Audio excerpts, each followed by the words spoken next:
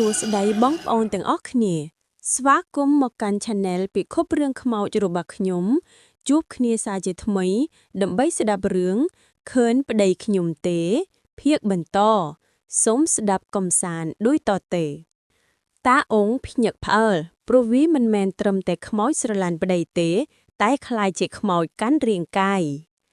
តាអង្គថ្លែងដាច់ខាតថា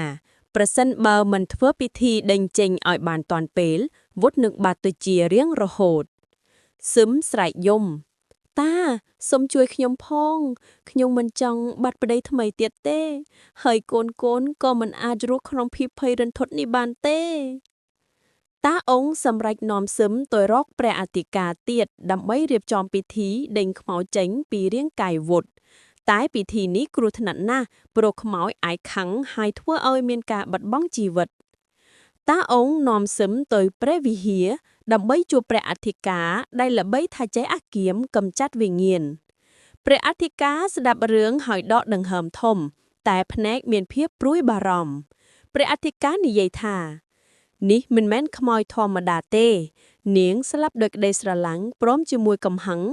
ហើយព្រោះជីវិតមុននាងឈឺចាប់ជាខ្លាំងវិញ្ញាណបានក្លាយជាវិញ្ញាណខ្លាំងការដេញចេញវាមិនងាយទេតែបើពុំធ្វើនោះវុធនឹងបាត់ទៅជារៀងរហូតសឹមព្រួយថៃយំមិនឈប់យប់នោះតាអង្គព្រះអធិការនិងអ្នកភូមិជាច្រើនបានប្រមូលផ្ដុំគ្នានៅផ្ទះវុធដើម្បីរៀបចំពិធីពន្លឺទៀនរះភ្លឺសូរបួងសួងឆ្លងជុំវិញវុធត្រូវគេដាក់អង្គុយចំកណ្ដាលបន្ទប់គាត់កាន់សូត្រមួយនៅក្នុងដៃ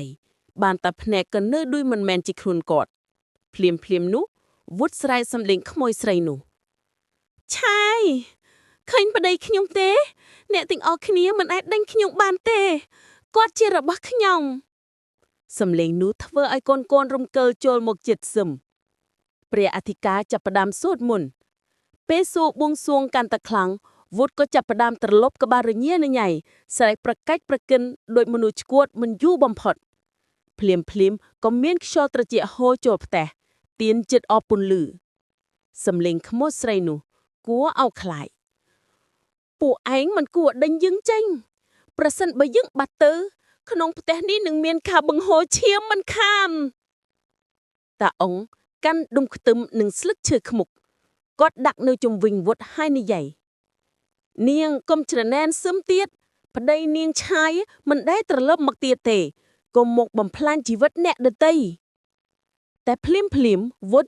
ដែលកាន់តែជារូបនាងស្រែករើពាក្យដៃរឹតកកាយរឹងដោយដែក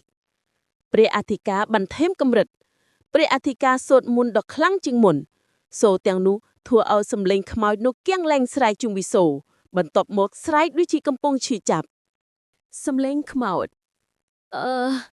ខ្ញុំឈឺចាប់ឆាយមកជួយធីមផងភ្លាមពន្លឺទៀនគ្រប់ក្បាលឆេះខាងឡើងវិញដូចមានអំណាចមួយដាក់ឲ្យភ្លឺវុធដួលសន្លប់រាងកាយក៏រលាកដួលទៅដកដង្ហើមប៉ុន្មានដងហើយស្ងប់អ្នកភូមិគ្រប់គ្នាភ័យថាវុធស្លាប់តែបន្ទាប់ពីព្រះអធិការនិយាយបន្តនឹងមុនសូរប្រែទៅស្ងៀមវុធចាប់ផ្ដើមដកដង្ហើមស្រាលឡើងវិញសឹមរត់ចូលកាន់ក្បែរប្តីវុធភ្ញាក់ឡើងគង់បោះបងអូនម្នាក់ទៀតអីភ្នែកវុធបើកឡើងប៉ុន្តែភ្នែកមានទឹកភ្នែកហូរហើយនិយាយសំឡេងខ្សោយសឹមបងត្រឡប់មកវិញហើយតែចុងការ៉យនៅជ្រុងបន្ទប់គេបានឮសំឡេងខ្មោចស្រែកឆ្ងាយថាឆាយឃើញប្តីខ្ញុំទេសូរនោះបាត់ទៅក្នុងខ្យល់ត្រជាក់ប៉ុន្តែមនុស្សទាំងអស់នៅទីនោះធូរទ្រូងពីការភ័យរន្ធត់ក្រោយពិធីដំណើរការទាំងមូលដូចជាបានបញ្ចប់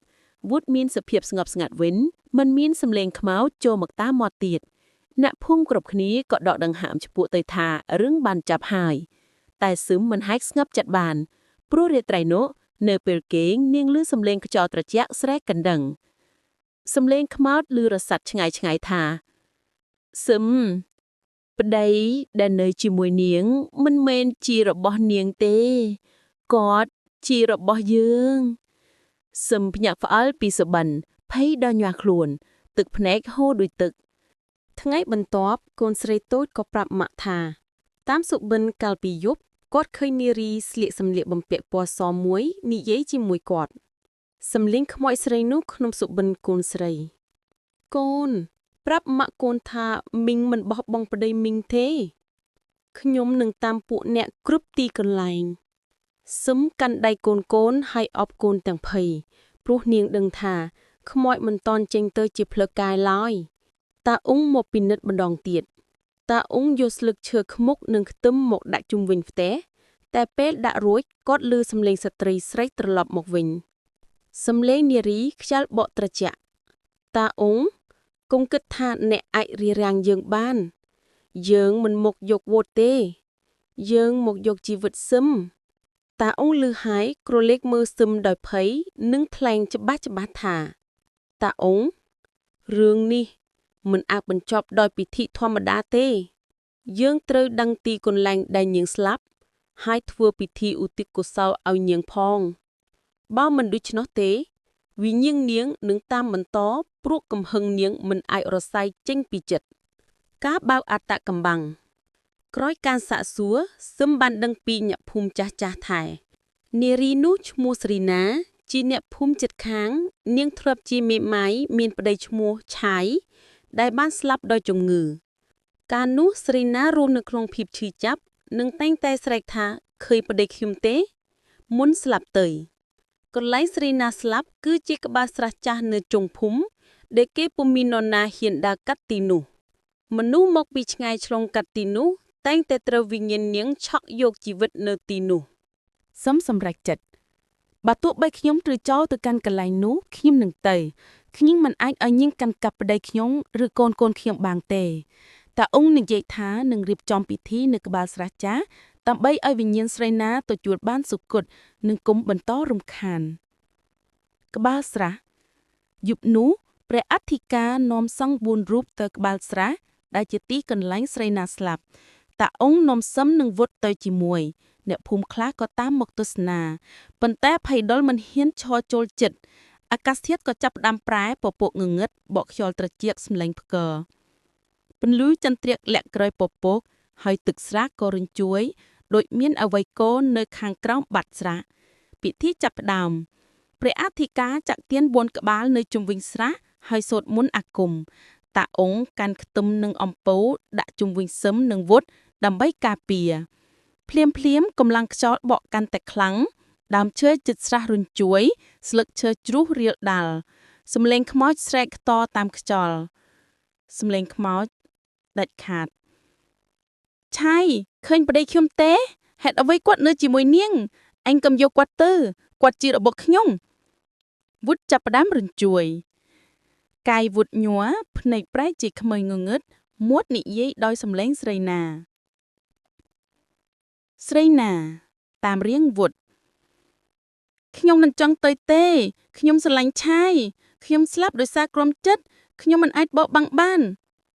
សឹមយំដាក់ដៃទប់លើដៃប្តីសឹមខ្ញុំយល់ពីការឈឺចាប់របស់នាងតែសូមកុំយកប្តីខឹងទៅគាត់ជាឪពុកកូនខ្ញុំនាងគួរតែរកកំណើតថ្មីទៅកុំបន្តធ្វើបាបគ្រួសារខ្ញុំទៀតអីព្រះអធិការកាន់សូត្របាលីព្រះអធិការបន្តអានមន្តអាគមដាច់ខាតសូរនោះធ្វើឲ្យទឹកស្រះចាប់ផ្ដើមកកប៉ះប៉ោងដូចមានញាក់ហែលឡើងមកភ្លាមភ្លៀងធ្លាក់ជក់ដីជុំវិញស្រះคล้ายជាច្រោះការប្រយុទ្ធអាតកំបាំងសំឡេងស្រីណាស្រែកពីក្នុងទឹកស្រះបង្ហាញស្រមោលស្ត្រីស្លៀកសតសលើកដៃឡើងពីក្នុងទឹកស្រះហើយព្យាយាមទាញវុតចូលក្នុងស្រះ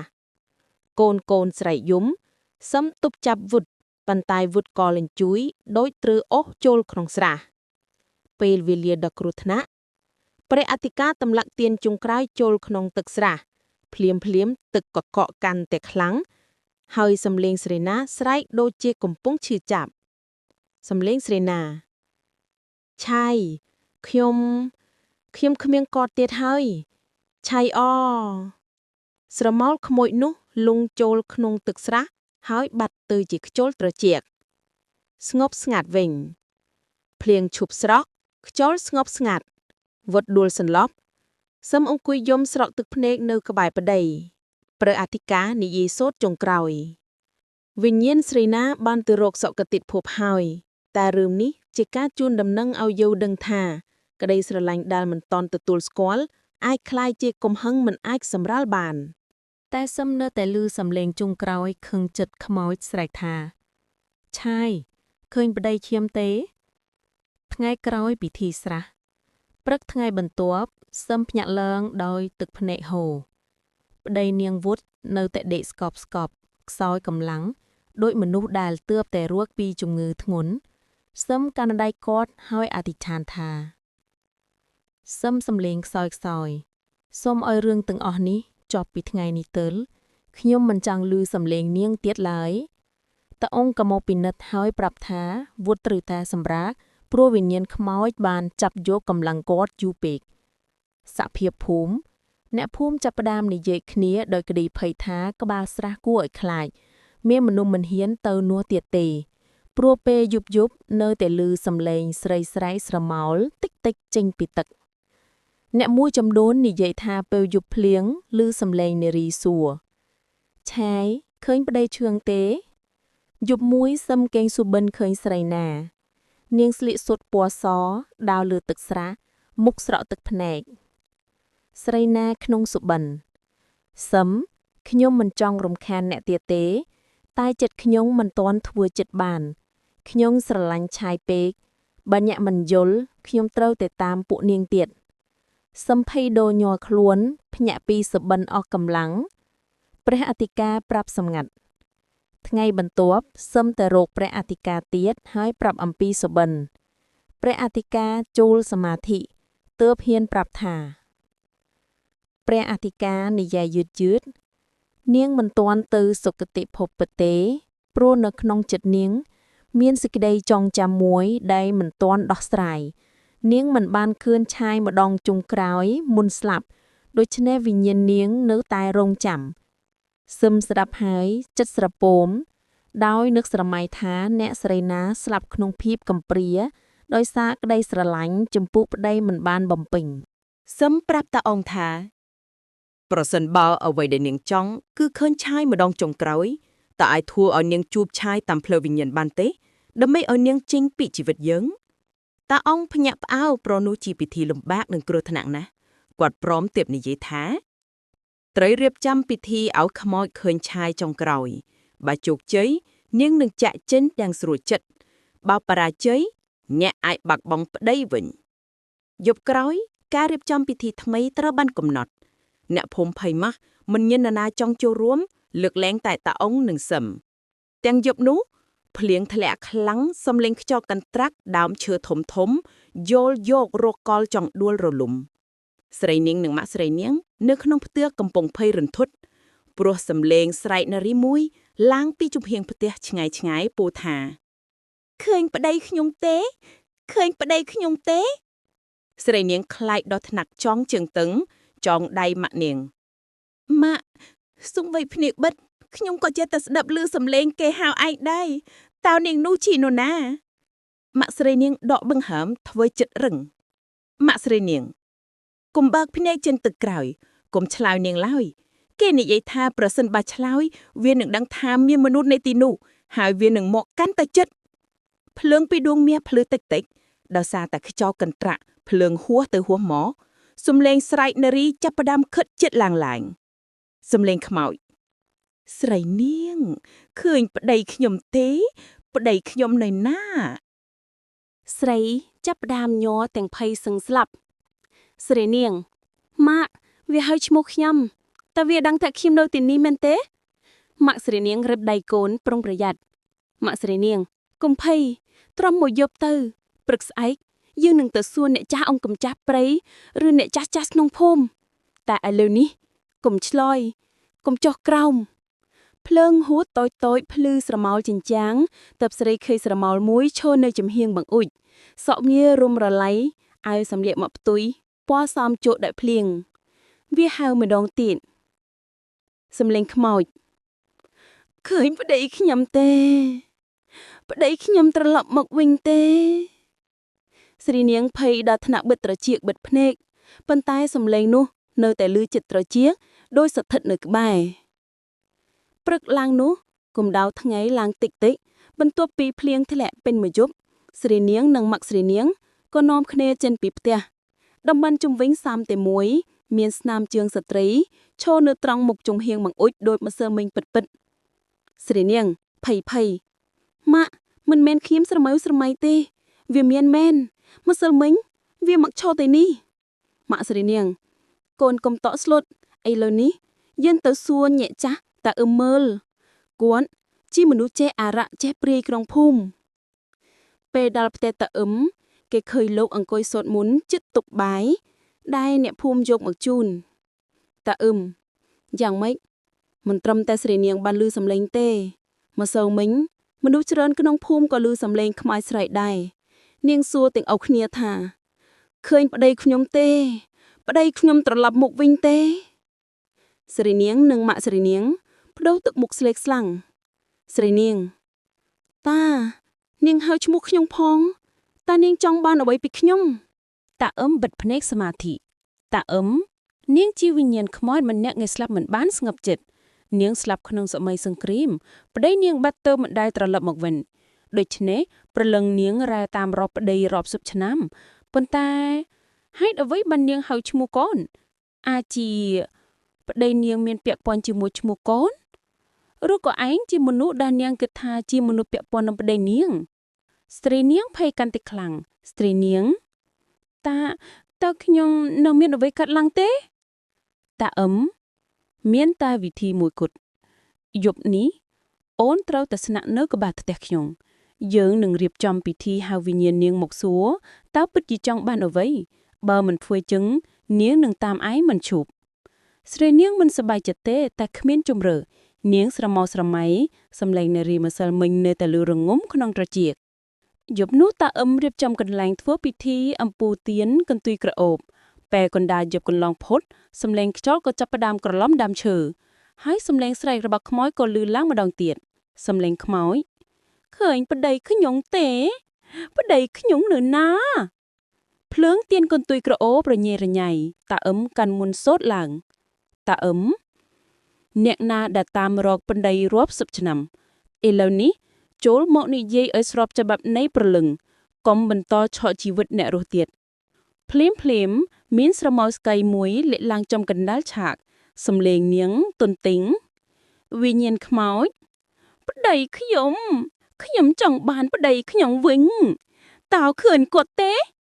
ស្រមោលស្ត្រីដែលលេចចេញកណ្ដាលឆាកប្រែរូបកាន់តែច្បាស់